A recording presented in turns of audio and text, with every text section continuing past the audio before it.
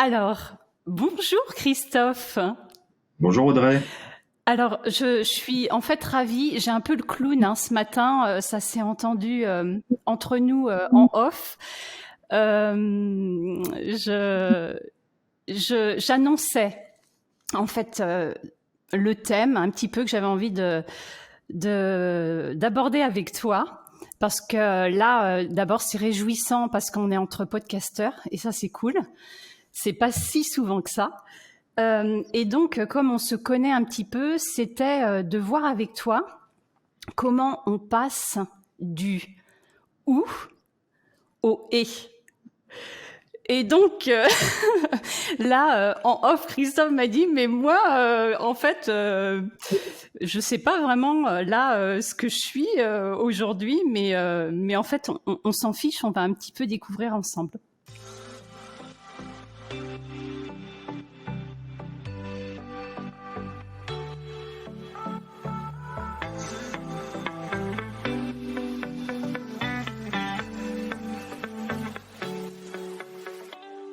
Bienvenue dans le podcast des leaders holistiques. Je suis Christophe, ingénieur, artiste holistique, créateur de l'Académie du leadership holistique. Ce podcast est pour toi si tu es attiré par l'épanouissement personnel, professionnel et spirituel. Si tu veux devenir un leader serviteur, bienveillant, humaniste, éthique et intuitif, si tu veux développer un leadership avec une approche globale, intégrale, holistique, basée sur ton corps, ton cœur et ton esprit, pour le bien de tes proches et de la communauté, alors tu es au bon endroit. Alors, on y va, c'est parti!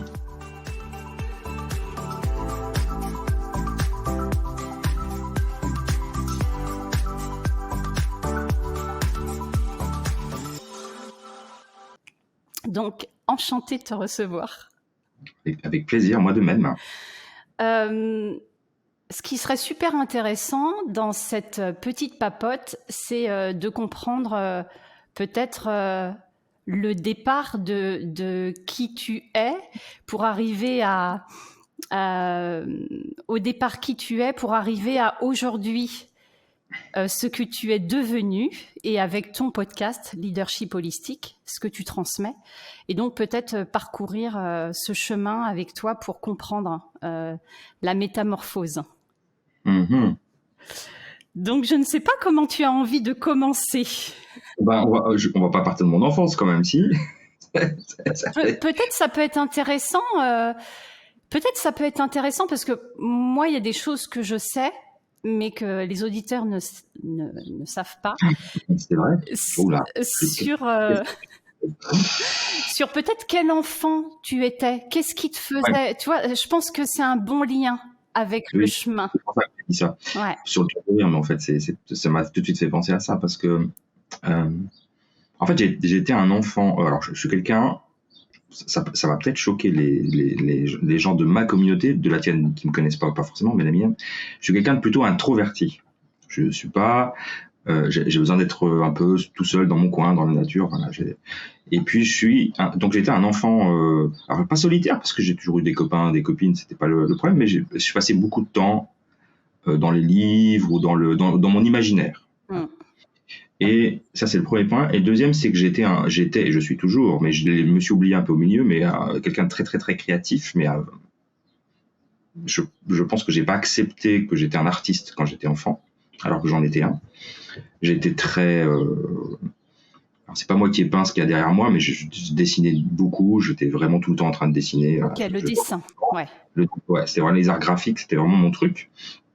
Et je dessinais des bandes dessinées. Enfin voilà, et mon rêve était d'être dessinateur en fait. Bon, rêve qui est resté un peu dessinateur et écrivain. C'était vraiment le truc. Je me souviens, et ça j'ai un vrai souvenir très précis d'un moment. Je sais pas pourquoi je me rappelle de ça, mais quand on était petit, j'ai une petite sœur qui a 3 ans de moins que moi. Ouais. Quand on était petit, on allait en vacances en Bretagne. Je suis originaire de la région de l'ouest de la France. Et on est en vacances en Bretagne, au bord de l'océan, évidemment. Et moi, j'adorais, et j'adore toujours d'ailleurs, c'est l'endroit que je préfère au monde. Et je me rappelle très bien me promener avec ma petite sœur dans un village breton, je ne sais plus lequel. Ouais. il y avait cette espèce de grande maison avec une tour un peu ronde qui surplombait le village avec une belle vue sur l'océan. Je me rappelle très bien avoir dit à ma petite sœur, je devais avoir 8-10 ans, j'en sais rien, un jour, je serai dans cette tour en train d'écrire des livres. Ah, C'est pas beau ça? si, c'est Je me rappelle. beau. Et donc voilà, c'était mon rêve, mon enfance, c'était ça. Je m'imaginais écrire, dessiner, raconter des histoires. Et qu'est-ce qui fait, parce que ça, moi, ça me parle bien, qu'est-ce qui fait que tu n'oses pas? Ou alors, en tout cas, que tu n'oses pas faire, c'est une chose, mais que tu n'oses pas dire.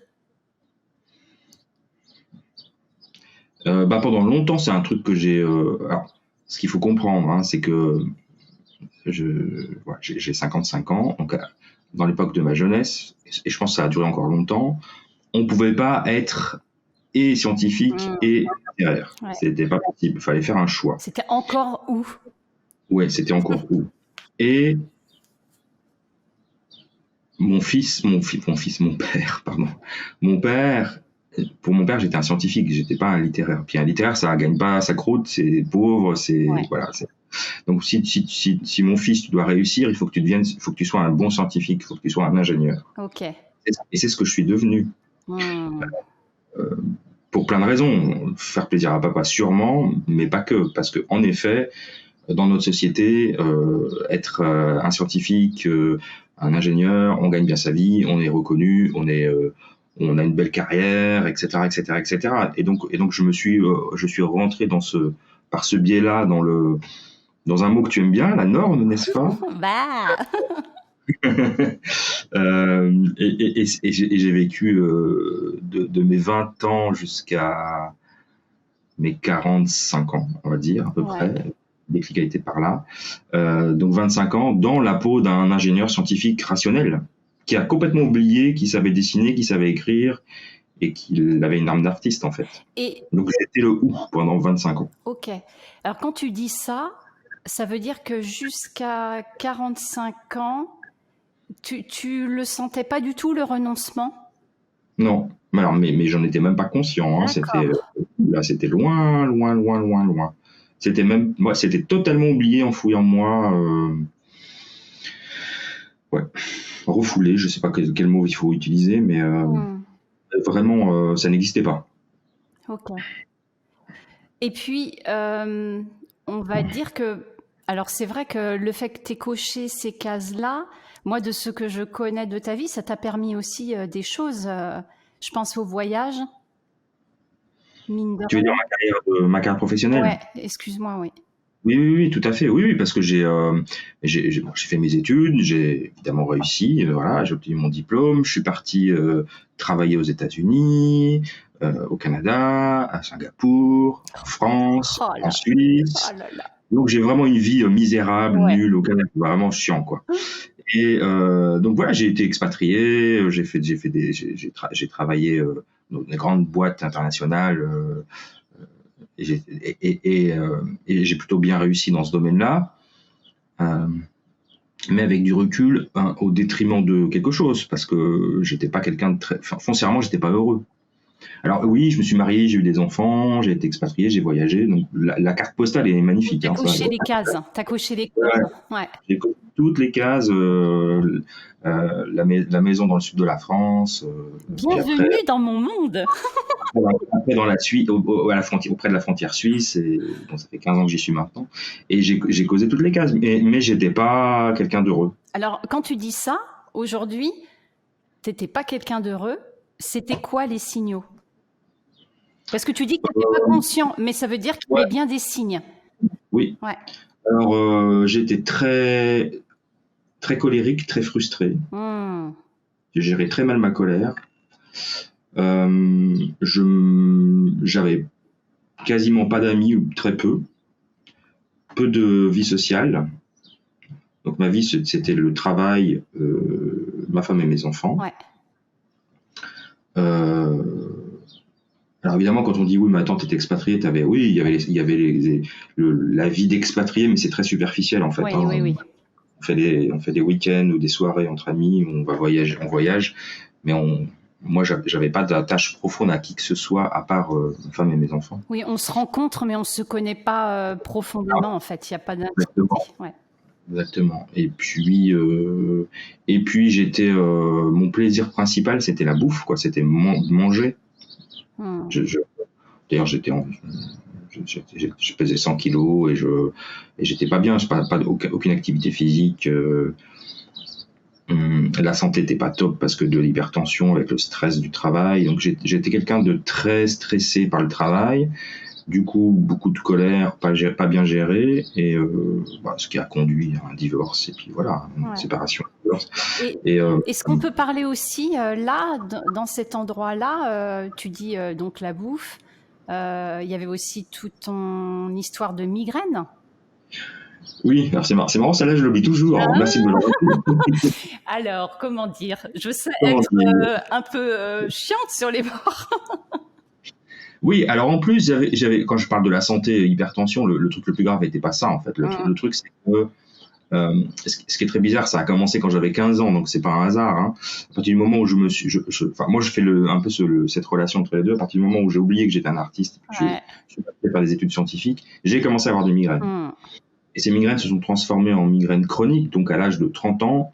C'était tous les jours avec des tonnes de médicaments.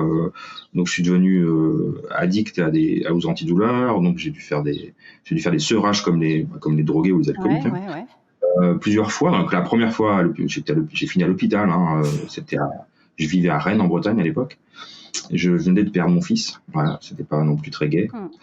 J'ai fini à l'hôpital, j'ai fait un sevrage, je crois une dizaine de jours où c'était l'enfer, quoi. Donc juste parce que empoisonné aux médicaments. Oui, c'est ça, parce que est-ce qu'on peut juste expliquer qu'en fait aux États-Unis tu avais accès libre accès à des trucs qui n'existaient pas en France en fait. Ouais, on avait mes migraines étaient devenues alors, quand je suis parti aux États-Unis, j'ai eu une petite période d'accalmie. Ça allait plutôt bien. Et puis, arrivé là-bas, je pense que c'était le changement. Les migraines sont revenues en force. Et puis, donc, aux US, il y a toujours, je pense, en vente libre des médicaments qui ne sont pas en vente en France. Qui sont en vente. Je ne sais même pas si ça existe sur ordonnance. Je ne suis même pas sûr.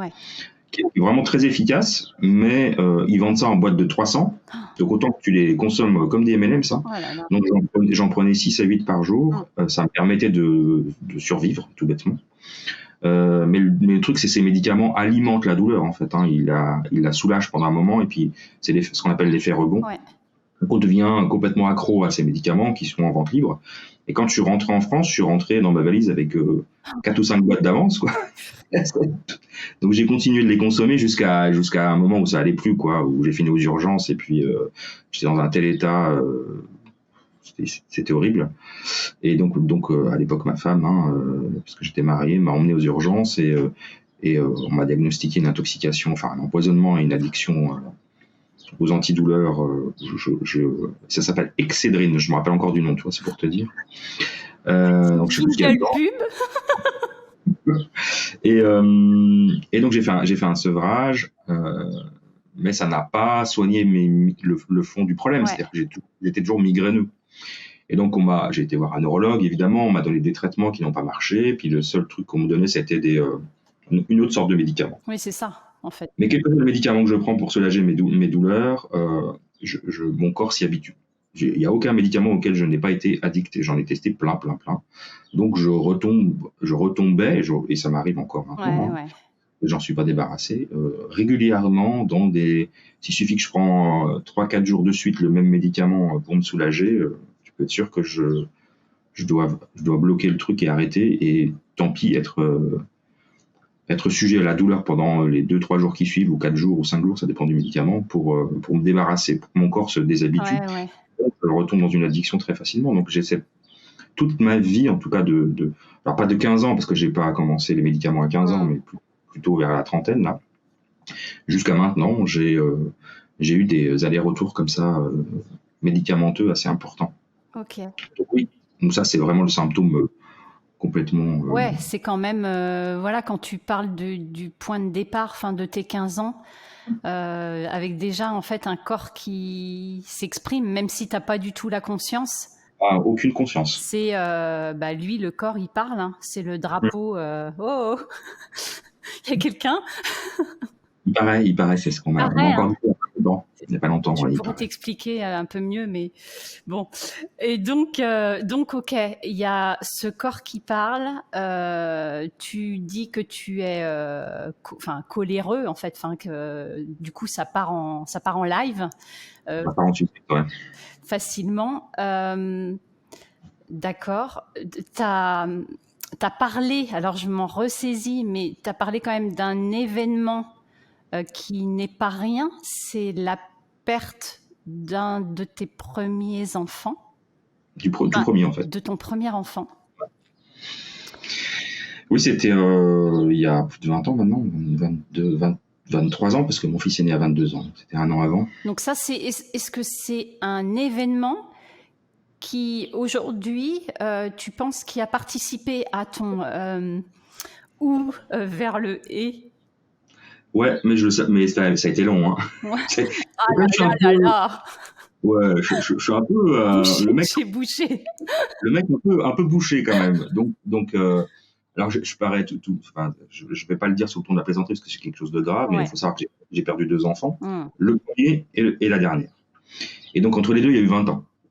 Et il y a ces 20 ans en fait entre les deux. C'est comme par hasard, hein. Enfin, il n'y a pas de hasard évidemment. Donc le premier probablement, alors les deux situations sont assez similaires. Hein. Ce sont des enfants à qui on a détecté des malformations génétiques importantes entre 4 et 5 mois de grossesse. Donc à chaque fois, ça a été des interruptions de grossesse, donc des accouchements, hein, parce que c'est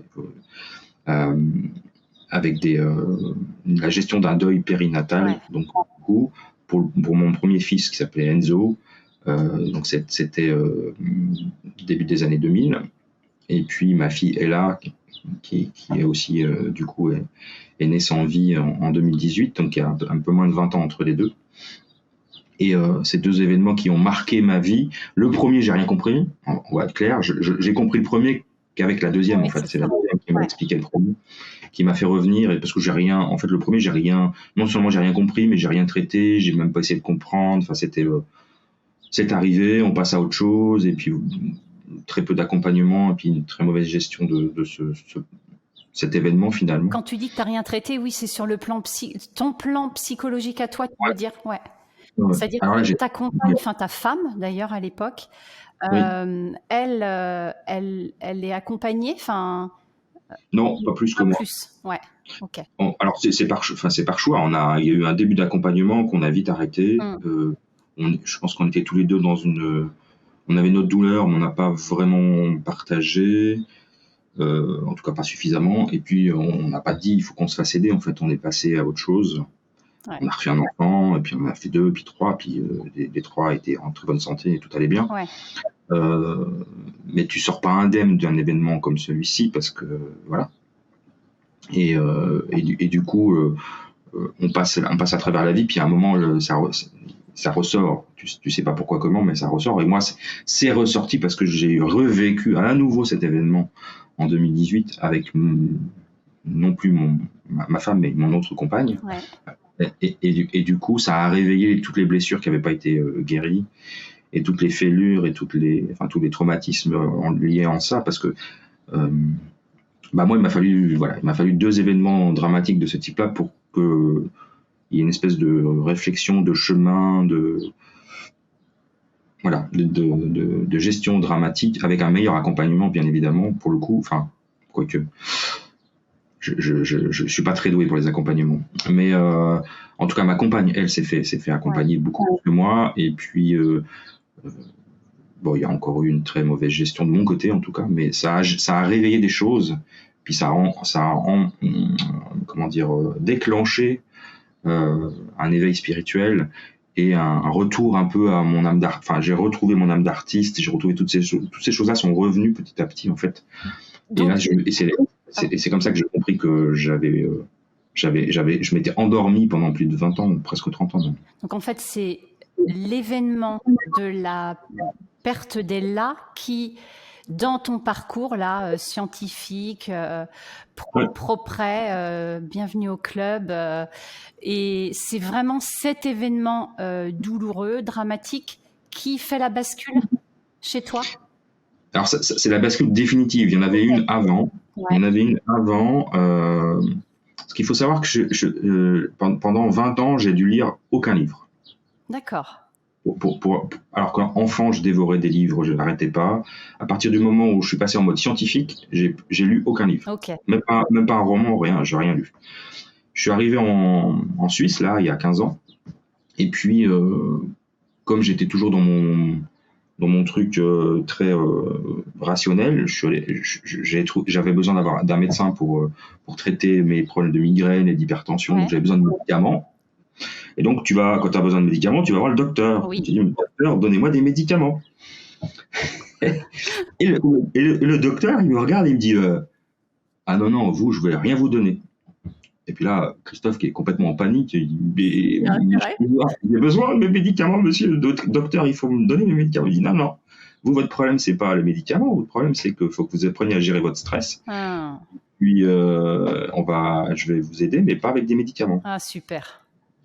Et il m'a donné, je suis ressorti là, il m'a donné un livre à lire, qui s'appelle Le Chevalier à l'armure rouillée. Ah oui. Qui est un petit livre dont je parle dans mon podcast, dans l'épisode 0 de mon podcast. Ouais. Qui a été le révélateur de plein de choses. Ça a été le premier livre un peu de contes, mais de développement personnel, mais qui a déclenché plein de choses chez moi. Tu peux redire le titre? Le Chevalier à l'armure rouillée. Ok. Et tu connais l'auteur ou pas? Alors je l'ai pas en tête là. Moi, c'est pas grave, on mettra en lien, mais c'est intéressant. Ouais.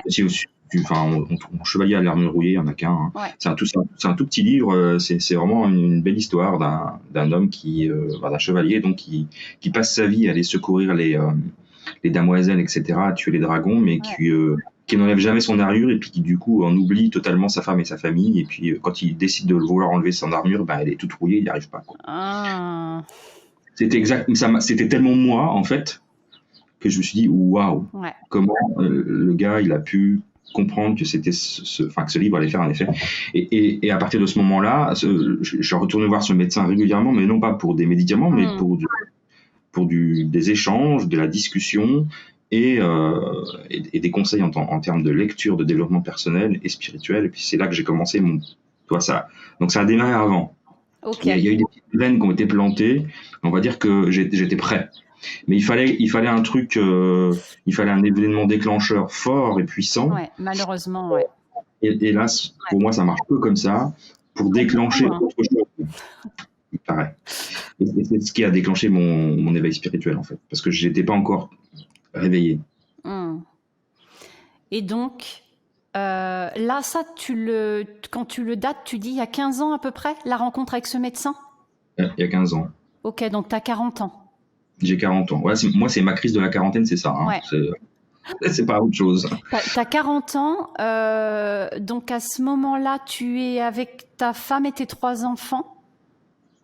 Oui. Ok. Et donc, il se passe quoi entre donc le moment du chevalier à l'armure rouillée et puis la disparition, la perte de ta fille est là. Qu'est-ce qui se passe là? Il se passe deux choses. On va dire que d'un point de vue de la relation amoureuse, de la famille et de ma femme, le mal était fait. En fait, il n'y avait plus rien. C'était trop tard. Donc, on a essayé. Moi, avec mon réveil, je me suis dit, je suis à côté de mes pompes, je suis en train de faire n'importe quoi. J'ai pas été bien avec ma femme, ma famille. Ça va pas ce que je fais. Tu t'es remis en question, en fait, à ce moment-là. J'ai beaucoup travaillé sur moi, mais je pense que 2-3 ans après, on a fini par se séparer parce que le mal était fait, je pense. Il y avait trop de dégâts.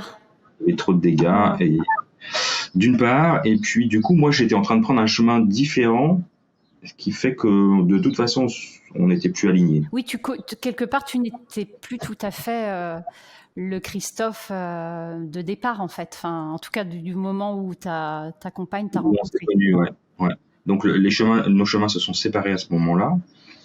Alors, on a fait une gestion la plus harmonieuse possible et voilà, on a géré le mieux possible pour nos enfants. Ça, c'était le premier événement. Puis le deuxième, c'est que dans la même année, à 2 mois d'intervalle quand même, je me suis fait licencier de mon poste de direction dans l'industrie. Ok. Et du coup, divorce plus perte de job. Christophe, il n'était pas en grande forme. Et là, je me suis dit, il y a l'univers qui est en train de me donner un message. Donc j'ai changé complètement déjà.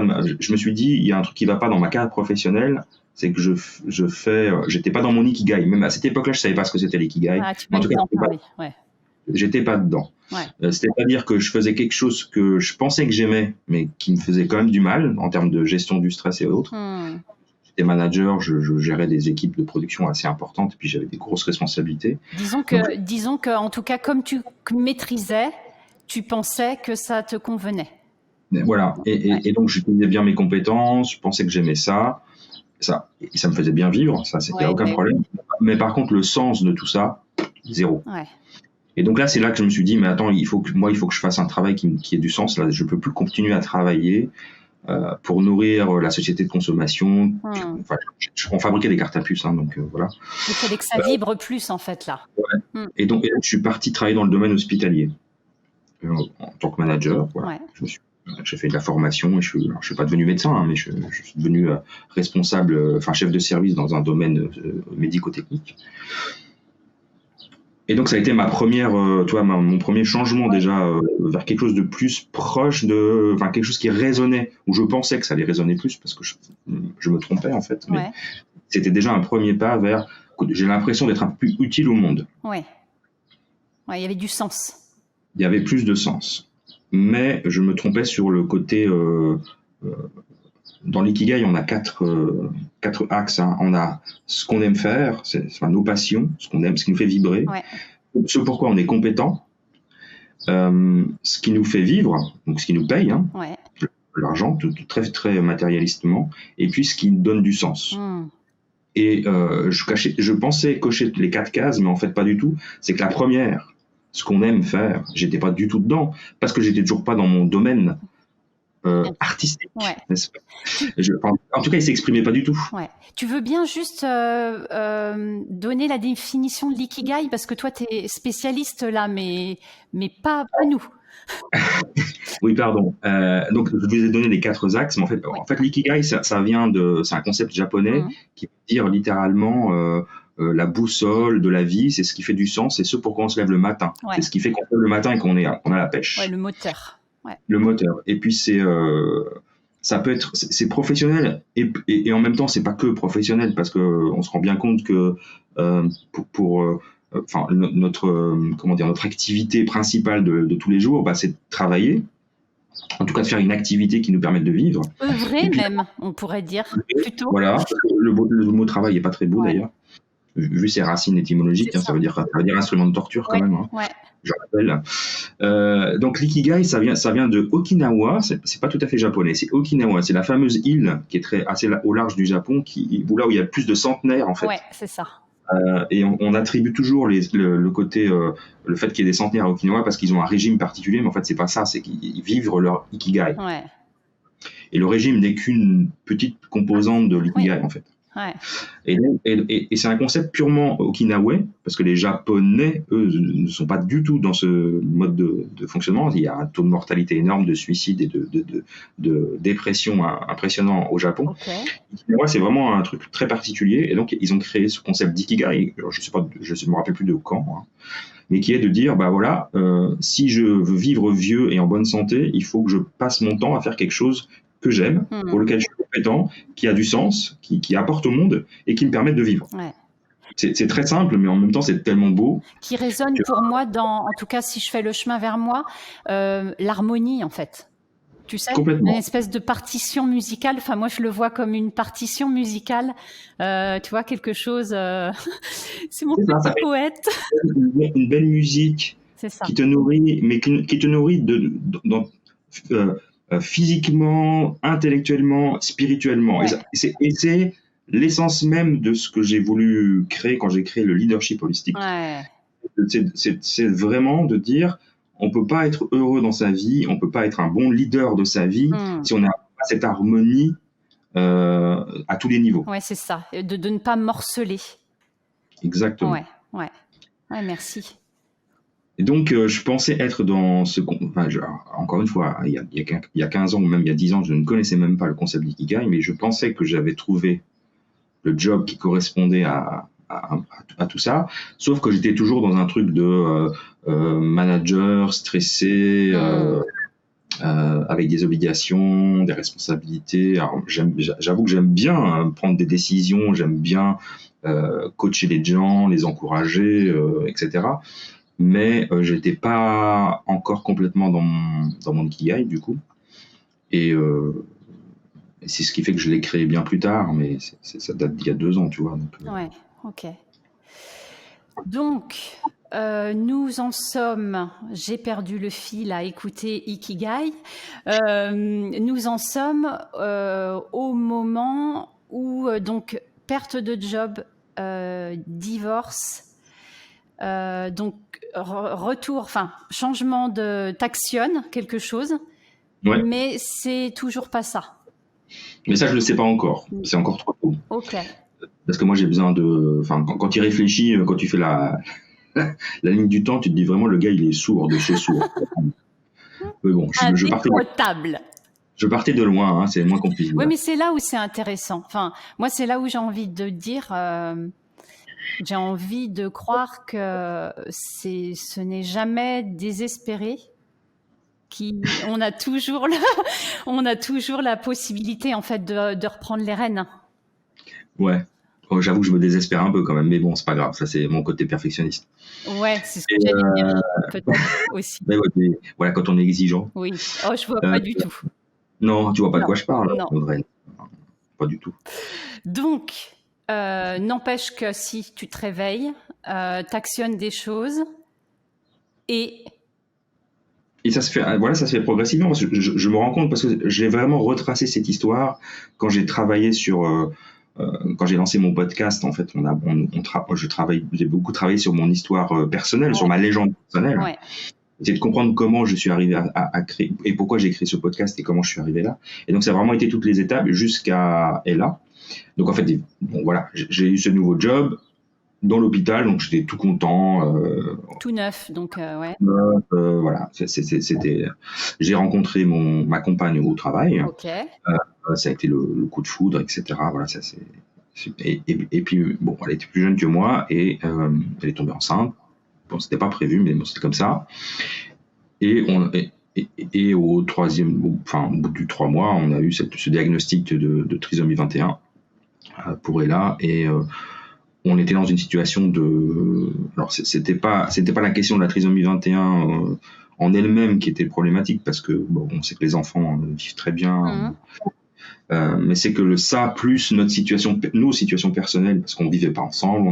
Moi j'avais mes 3 enfants, elle en avait 2. On avait des jobs, on avait une vie déjà très très très compliquée et là elle rentrait pas là-dedans, c'était juste impossible quoi.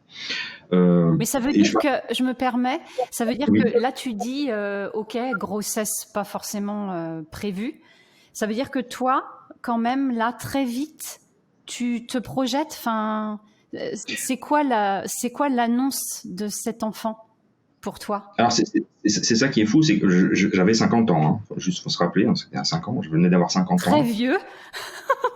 Vieux papa quoi. Mes enfants avaient 16, 18, presque 20 ans. Bah oui, jeune adulte. Et donc je me remets dans la peau du jeune papa. Enfin d'un seul coup on repart avec une énergie, un truc. J'ai 20 ans de moins. Voilà, tout va bien. Enfin, je suis sur mon nuage. C'est génial. Je suis amoureux. Je vais être papa. C'est le bonheur absolu quoi. Et une semaine après, finalement on vous a pas dit, mais on l'a pas vu à la première échographie, mais il y a un problème. Votre fille, elle est à 50% d'être trisomique. Ok, bon, on va faire des tests complémentaires. 50% se transforme en 100%. Et puis là, on nous dit, vous avez le choix. C'est un des cas de situation où il est possible d'interrompre la grossesse au-delà des 3 mois ou pas, mais c'est votre choix, c'est à vous de choisir. Allez à l'hôpital, à Genève, et puis on va vous expliquer quoi. On nous a expliqué, on a pris le temps, plus ou moins, de réfléchir. Enfin, si, on a pris le temps quand même, mais la réflexion s'est vite orientée vers une interruption de grossesse. Et je ne veux pas rentrer dans les détails aujourd'hui, parce que c'est quelque chose qu'on a écrit et qui est en cours de publication maintenant. Donc, il y a un livre qui va sortir tout bientôt qui s'appelle « Pardonne-moi Ella », où on explique tout ce cheminement, justement. Donc, que tu as coécrit avec la maman d'Ella. Ouais, exactement. Donc, ça aussi, chapeau. Ouais. Alors c'est pour ça que je dis que Ella était le déclencheur, parce que j'ai retrouvé mon âme d'écrivain, parce que c'est un livre très, il y a beaucoup de poésie, hein, c'est très voilà, enfin, je trouve de mon point de vue. Donc j'ai retrouvé, ça m'a fait redécouvrir mon âme d'écrivain. Alors, on a eu besoin de faire ça pour lui donner un sens et une vie à notre fille. On n'a pas voulu que ce soit juste quelqu'un qui passe dans notre vie comme ça, puis qui déclenche des étincelles, mais on a voulu que ce soit un peu plus que ça. Donc on a voulu aussi aider les autres parents qui vivent ça, sachant que moi je l'ai vécu 2 fois, donc c'est pas rien. Donc ça a vraiment été la dernière goutte, dernière étincelle à tous ces choses, ces événements dramatiques. Voilà, j'aime pas trop jouer la victime, parce que je pense pas que je sois une victime, hein. Donc tous ces événements dramatiques par lesquels je suis passé et qui m'ont permis de devenir, j'ai découvert un terme dernièrement que j'adore, qui m'a permis de devenir antifragile. Yes, Marco Bernard sort de ce corps. Antifragile, c'est-à-dire que c'est au-delà de la résilience, c'est-à-dire que les événements dramatiques non pas te permettent la résilience, c'est que tu reviens. C'est en lien avec la physique et les matériaux. Ouais. Tu reviens à l'état d'avant. L'antifragile, c'est que tu t'améliores. Ça, tu te bonifies. Via les drames. Et donc, moi, c'est vraiment mon parcours. C'est qu'à chaque fois qu'il y a eu ces drames, perte de travail, perte de compagne, de femme, perte d'enfants. Moi, je suis beaucoup dans la perte. Hein. À chaque fois, ça m'a permis de remonter et de passer outre et de devenir quelque chose d'encore mieux qu'avant, quelqu'un d'encore mieux qu'avant. Enfin, tout est relatif dans le mieux, hein, mais oui. De mon point de vue, évidemment, il n'y a pas de jugement de valeur. Et du coup, là, ça a vraiment été le déclencheur de ces souvenirs dont on parlait en début d'interview, là, en particulier en Bretagne, sont revenus à ce moment-là. Je me suis revenu. Le fait que j'avais une âme d'artiste, que j'avais envie d'écrire, que j'avais envie de dessiner, que j'avais envie d'explorer ma créativité, de développer aussi, mais d'utiliser. Et c'est là où, en tout cas pour moi, c'est important de ne pas renier mon côté ingénieur. Donc le « ou » est devenu le « et ». Yes. Parce que je voulais utiliser mes compétences, mon vécu, voilà. Je suis un ingénieur, de toute façon, ça je peux pas le renier. J'ai ce côté très rationnel. Et mon côté artiste. Plus qu'artiste, créatif, et une certaine spiritualité. Ouais. Ce qui fait que maintenant, je me définis comme ingénieur artiste holistique. C'est vraiment la combinaison de tout ça qui fait que j'ai créé mon podcast. Qui s'appelle Leadership Holistique. Donc, et qui est alors la mission que je me suis donnée, j'ai mis 2 ans à la trouver. Maintenant je l'ai, c'est d'accompagner les gens, les personnes, les hommes et les femmes à aligner leur rationalité à leur spiritualité. Oh. Donc voilà, c'est ça je suis. Alors quand je te dis que je sais pas ce que je suis, je sais un peu quand même. C'est juste que tu m'as titillé sur le titre que tu m'as donné il y a pas très longtemps. On parlera après. Où j'ai encore un peu de peine, mais en tout cas ça vraiment je sens que mon ikigai il est là. Je le sens vraiment avec les tripes là. Pour le coup, j'ai laissé parce que pendant 25 ans j'ai un peu oublié que j'avais de l'intuition aussi. Donc j'ai aussi écouté ma petite voix intérieure qui me dit utilise ta vie, ce que tu as vécu, et pas que les drames. Parce que être ingénieur c'est pas un drame. Hein. Utilise tout ça pour faire quelque chose de cohérent et de congruent. Et ça, j'aime bien ce concept de dire tout ce que j'ai vécu, ça me sert maintenant à être le maître Yoda qu'on connaît, quoi. Ouais, et puis moi, ce qui me touche là-dedans, et je pense que c'est une de mes quêtes, c'est en effet de voir que si on veut bien, on essaye de traverser ces moments-là, et qu'on revient à soi, comment on peut être un vrai terreau et apporter du rayonnement dans le monde. Et non pas tu vois, du sombre ou de l'aigreur. Enfin, tu vois, moi, je suis assez terrorisée par l'aigreur. C'est toujours un truc qui clignote au-dessus de moi. Et de me dire comment tout ça, je peux le pétrir et en faire quelque chose de bon pour moi qui va nourrir le monde. Et en fait, c'est ça, là. Oui, on est exactement dedans, on est exactement dans le concept d'ikigai. Mais après, faut assumer. Moi, j'accepte complètement que j'ai encore des ombres, Bien sûr. sombres. Et toi, j'ai pas du jour au lendemain, mes migraines n'ont pas disparu. Hein. Je suis toujours en train de me battre avec ces de migraines, de médicaments, de fatigue chronique, de choses comme ça, de sentiments d'imposteur, toutes ces choses existent toujours, bien évidemment. Sentiment d'imposteur. Oui, en gros, énorme. C'est terrible. Mes auditeurs se reconnaîtront là, je crois, dans les sentiments d'imposture.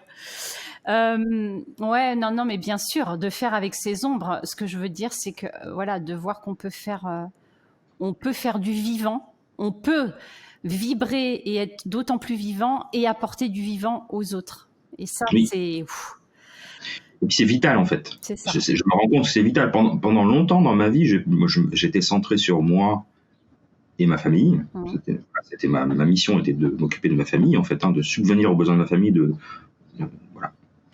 Et quand la famille a éclaté, c'est un peu perdu. Qu'est-ce qui se passe? De qui je vais m'occuper? Parce qu'il faut que je m'occupe de quelqu'un quand même. Ouais. Et puis c'est là que le chemin a été long pour moi de comprendre que je pouvais impacter au-delà d'un cercle très restreint en fait.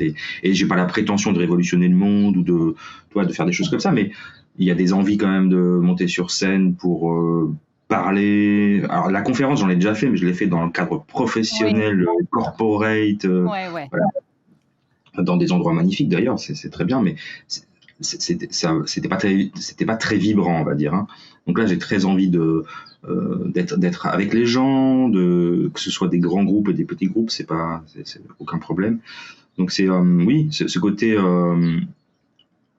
comment dire, être avec le monde, dans le monde, donner au monde, le monde n'étant pas forcément 3 milliards ou 4 milliards ou 10 milliards de personnes, ça peut être 10, 20, 100. Je sais qu'avec mon podcast, j'ai déjà une petite audience tout à fait raisonnable, bien au-delà de ce que on pouvait imaginer, donc c'est déjà très bien. Mais ouais.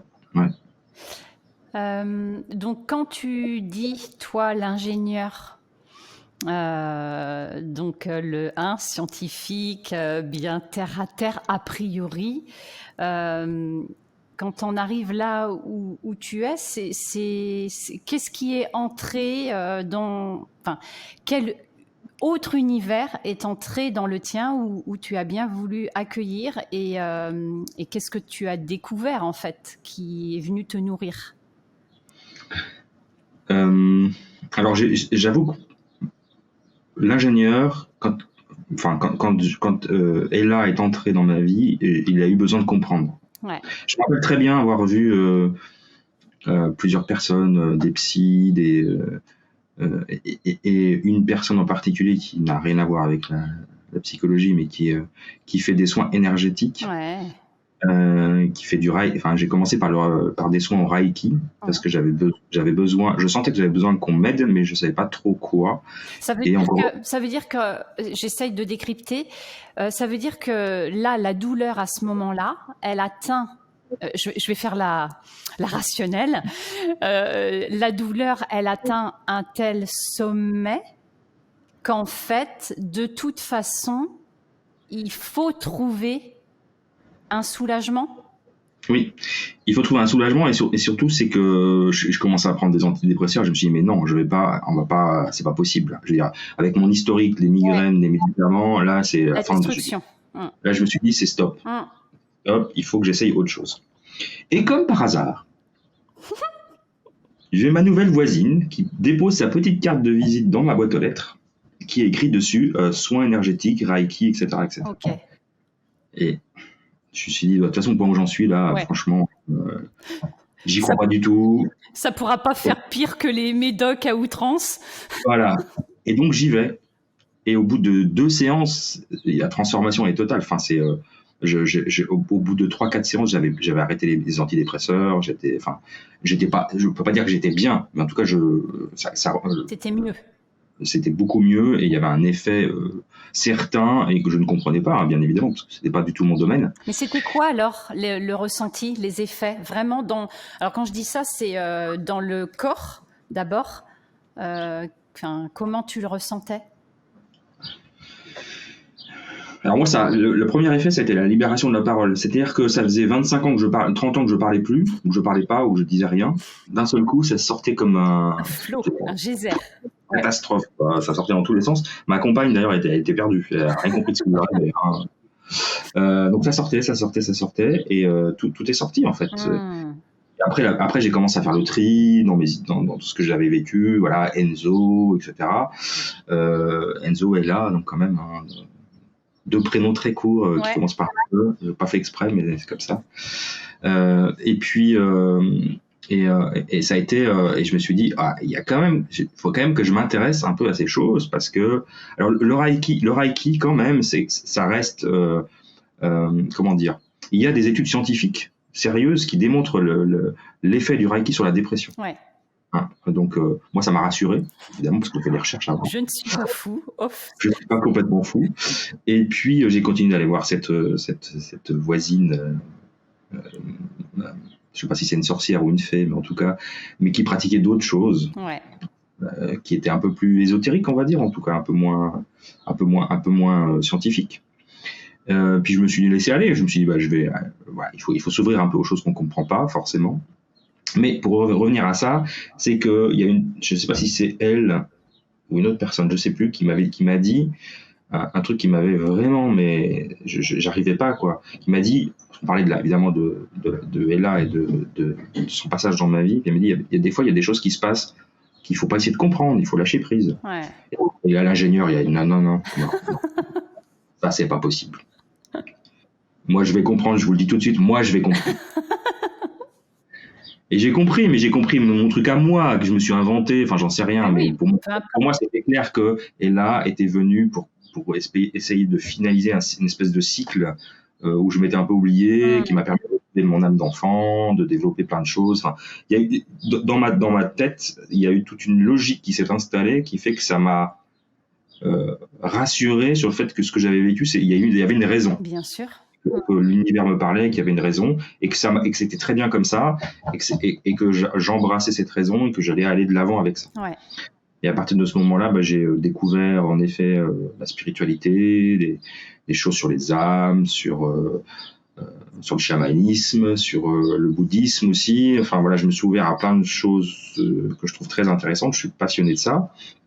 Sur ma religion aussi, parce que moi je suis né catholique, hein, donc pas pratiquant avec très grande distance vis-à-vis de l'Église, mais par rapport aux enseignements de Jésus, je trouve que il y a des choses très intéressantes aussi. Et du coup, ça m'a ouvert ce côté, cette spiritualité, mais alors dans un premier temps, je me suis dit, je vais garder quelque chose de très pratique. Faut toujours que ce soit très scientifique, etc. Puis petit à petit, je commence à lâcher un peu. Faut pas déconner au départ. Sérieux. Non, mais c'était pour mon intégrité physique, tu vois. Il fallait que je sois, un ingénieur qui parle de choses ésotériques, ça, je veux dire, si je commence à expliquer la transmutation ou je sais pas quoi, dans ma tête, je vais pas être pris au sérieux. Ouais. Je comprends. En fait, ce qui me vient là, ce que j'entends moi dans ma tête, c'est tu avais lâché la main quand même à ton essence depuis longtemps. Là, l'idée, c'était pas quelque part d'abandonner une partie qui t'avait, tu vois, construite et fait avancer dans ce monde en fait. Donc c'était de pouvoir réunir, reprendre par la main toutes ces parties-là. Tous les jeux. Voilà, toutes les pièces du puzzle font partie de moi. Je veux pas en rejeter une plus que l'autre. Je veux pas retomber dans ce truc de ça je le mets de côté parce que ça me sert plus à rien et je vais faire autre chose. J'ai vraiment, d'où le mot holistique. Hein. Le mot holistique, c'est vraiment rassembler le tout. Hein.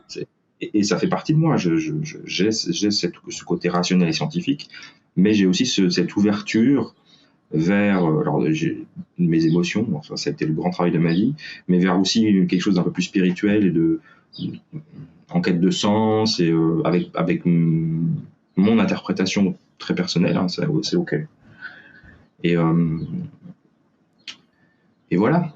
Ouais, en fait, tu vois, ce qui me vient, moi je me dis, peu importe d'où on part, il y a ceux qui ont besoin absolument de prouver pour cheminer vers autre chose. Et puis, moi je fais partie de ces autres qui croient de toute façon et qui par contre trouvent ça fabuleux qu'à un moment, la conscience de l'être humain puisse tout à coup, à travers la science, démontrer une magie qui, de toute façon, nous dépasse, en fait. C'est-à-dire, qui peut prétendre, enfin, voilà, souvent, tu vois, moi, il y a quelque chose d'un peu rebelle, mais qui peut prétendre pouvoir tout prouver ou tout expliquer, alors que c'est quand même assez magique, tout cet ensemble, rien que du vivant, sans partir dans des trucs barrés. Voilà, le vivant est quand même assez exceptionnel. Donc, peu importe d'où on part, il y a un moment où on se retrouve, en fait. Ouais. Oui. Alors, complètement d'accord. On se retrouve par des voies détournées, des chemins, voilà. Mais ça se croise à un moment, en effet, puis ça se rejoint, et c'est ça qui est beau, en fait. Ouais. Et ouais, mais c'est un long chemin, j'avoue un peu fatigant pour moi en tout cas. Et j'avoue que j'ai quand même une certaine lassitude là. Éprouvant le chemin. Éprouvant et du coup, avec l'âge aussi, besoin de plus de temps de calme, de reconnexion à la nature et à soi qu'avant où c'est un truc de fou. Je réfléchissais à ça il y a pas si longtemps, c'est que mon activité, enfin, que je pensais être distrayante quand j'avais 30 ans, c'était de me retrouver quand j'étais aux États-Unis, c'était de me retrouver dans les malls, dans les centres commerciaux et de consommer. Ouais. Ça, c'était mon activité de récompense, quelque part. Ouais. Alors que maintenant, c'est de monter dans le Jura, faire une petite marche et puis de... C'est moins rock'n'roll. Ça dépend. Écoute, il paraît qu'il y a une certaine personne qui m'a dit que j'avais des airs de druide. C'est vrai. Donc, comme le druide, c'est la connexion avec la nature, ça me va bien. Qui est la folle qui a dit ça? En plus, la barbe a poussé en conséquence, tu vois, donc... Non, mais c'est vrai qu'il y a... Je l'ai pas fait exprès, mais c'est comme ça. Il y a quelque chose de druidique ou de druidesque, je sais pas comment on dit. Druidique. Comment? Druidique, je pense. Peut-être druidique. Mais ouais. Justement, alors je ne sais pas où on en est, puisque je n'ai pas le tableau... mais... Je cherche sur le mien, il n'y a pas le temps, mais on est à pas loin d'une heure, un peu moins, je pense 50 minutes. Ok. En tous les cas, ce qui est intéressant aussi, c'est qu'en fait, ce monde, je sais pas, on va parler de subtil, ou c'est quelque chose que tu côtoyais un peu enfant. Ah oui. Alors là, vous n'avez pas l'image, mais moi j'ai l'image. Il y a les petits yeux, mais ah là là là là, elle ne dit rien. Elle est terrible. Alors oui. Quand j'étais enfant, alors j'ai très bien connu une partie de mes arrière-grands-parents, parce que mes parents m'ont eu très jeune, mes grands-parents. Il faut savoir que j'ai 20 ans d'écart avec mon père, qui a 20 ans d'écart avec son père, qui a 20 ans d'écart avec sa mère. Ok. Sa mère, donc mon arrière-grand-mère, qui était ce qui était très rare à l'époque, qui m'a donné le nom de famille Rousseau. En fait, une femme, je sais plus comment on dit, qui sans mari, quoi. Enfin, qui a eu mon grand-père. Fille-mère. Ouais, un truc comme ça, ouais, fille-mère, voilà. Après, elle s'est mariée, mais disons que lui, il a jamais été reconnu par personne. Donc, du coup, il a gardé le nom de sa mère, Rousseau, ce qui a donné notre nom à nous. Ouais, c'était rare, ouais. Ce qui est assez rare surtout dans la campagne d'où je viens. Et j'ai connu, alors c'est pas cette arrière-grand, celle-là je l'ai connue aussi, mais pas très longtemps, mais j'ai connu mes deux autres arrière-grands-parents du côté de ma grand-mère maternelle, donc de mon père, parce que c'est eux qui ont élevé mon père, et puis du coup on était très proches, et même à une époque on habitait dans le même immeuble. Et mon arrière-grand-mère, qui s'appelait Marie, hein, ça ça s'invente pas. Elle était, elle tirait les cartes. C'était son job, quoi. Elle était cartomancienne, voyante, ce Donc, que quand vous tu voulez. dis son job, c'est qu'elle en vivait? Elle en vivait. Ouais, il y avait des gens. Moi, toute mon enfance, j'ai vu des gens défiler dans sa cuisine. Ah. Parce qu'elle avait sa petite table dans sa petite cuisine où elle tirait les cartes avec un jeu de 52 cartes là. Ouais. C'était pas du tarot, c'était un jeu normal. Et elle tirait les cartes aux gens et évidemment, moi, en tant qu'enfant, je trouvais ça rigolo, mais Puis quand je suis devenu adolescent, parce que je l'ai connue jusqu'à mes 20 ans à peu près, mon côté, quand j'ai commencé à partir sur le côté scientifique, j'ai considéré que c'était évidemment n'importe quoi et que c'était du folklore en fait. Mais voilà. Donc, et j'avais une arrière-grand-mère donc voyante et elle m'a fait une fois les cartes avant de mourir. Et elle a dit en tout cas une chose qui est vraiment qui s'est réalisée mais qui sur le moment était complètement incompréhensible parce que j'avais 20 ans. Elle m'avait dit tu travailleras pour l'État mais pas en France. Donc, je travaille pour l'État de Vaud en Suisse. Hein. Je travaille à l'hôpital, je suis employé public. Bon, ça a mis du temps à se faire, mais après on ne sait jamais si c'est ce qu'on m'a dit, c'est devenu parce que je l'ai cherché à le faire ou les circonstances, peu importe. Et je sais, c'est toujours difficile de croire en ce genre de choses, mais en tout cas, la légende familiale veut que mon arrière-grand-mère donc, est tombée très malade quand elle avait 20 ans, qu'elle a une vision de la Vierge Marie, qui l'a soignée, qui l'a guérie, et depuis, elle avait ce don de voyance. D'accord. C'est la légende familiale.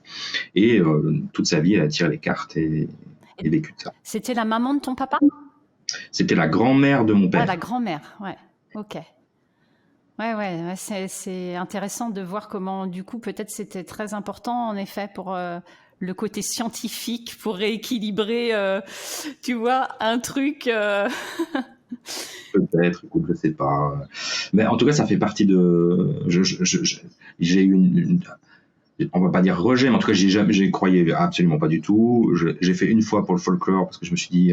je sentais qu'elle commençait à être très âgée. Ouais. Que je me suis dit, ça serait bien de le faire une fois juste pour dire que je l'ai fait avec elle, parce que c'est mon arrière-grand-mère et que je l'aimais beaucoup. Enfin, c'est mes arrière-grands-parents qui nous emmenaient en vacances quand on était petits en Bretagne. Et c'était vraiment... on était très proches. Et voilà. Puis ça, après, je l'ai rangé dans une case de mon cerveau pendant très longtemps. Et puis voilà. Merci pour cette petite légende ou en tout cas histoire.